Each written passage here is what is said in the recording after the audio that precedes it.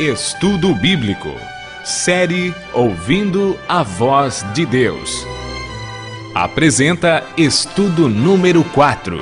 O Plano da Salvação. Hoje vamos estudar sobre o plano da salvação. A Bíblia nos esclarece que Deus criou o universo perfeito e deu ao homem orientações e a liberdade para escolher entre o bem e o mal.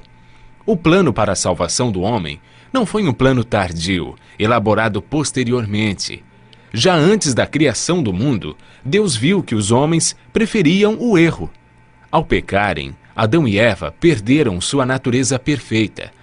Deus não podia permitir que eles comessem da árvore da vida por mais tempo, pois se comessem de seu fruto, viveriam para sempre e sofreriam constantemente os resultados do pecado. A divindade foi movida de compaixão pelos homens.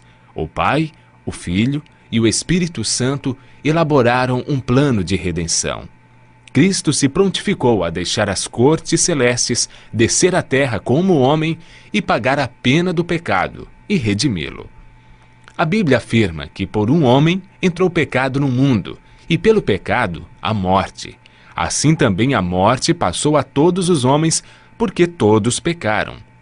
O salário do pecado é a morte, mas o dom gratuito de Deus é a vida eterna em Cristo Jesus. Romanos capítulo 5, verso 12 e capítulo 6, verso 23. Após a entrada do pecado, Adão e Eva ouviram a voz do Senhor Deus, que andava no jardim pela viração do dia. Esconderam-se da presença dele, o homem e sua mulher, por entre as árvores do jardim. O pecado fez separação entre Deus e o homem.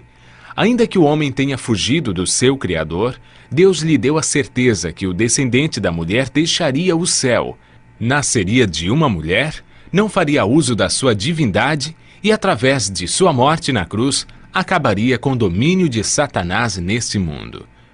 Desde que o pecado entrou no coração do homem, ele foi destituído da glória de Deus e perdeu sua natureza perfeita. Gênesis capítulo 6, verso 5. Viu o Senhor que a maldade do homem se havia multiplicado na terra e que era continuamente mal toda a vontade de seu coração. O salmista Davi declara: porque eu nasci em pecado, e em pecado me concebeu minha mãe. O profeta Jeremias descreve o estado do coração do homem após o pecado. Ele diz: enganoso é o coração, mais do que todas as coisas, e desesperadamente corrupto. Quem o conhecerá? Jesus afirmou que é do coração do homem que procedem os maus desígnios, adultérios, prostituição, furtos, falsos testemunhos e blasfêmia. 1 Coríntios capítulo 2, verso 14, afirma que o homem natural não acerta as coisas de Deus, porque lhe parecem loucura. O apóstolo Paulo relata a grande luta que existia em seu coração. Ele declarou: porque eu sei que em mim, isto é, na minha carne, não habita bem nenhum, pois o querer o bem está em mim, não porém o efetuá-lo. Porque nem mesmo compreendo o meu próprio modo de agir, pois não faço o bem que prefiro, mas o mal que não quero, esse faço. Mas se eu faço o que eu não quero, já não sou eu quem o faz, e sim o pecado que habita em mim.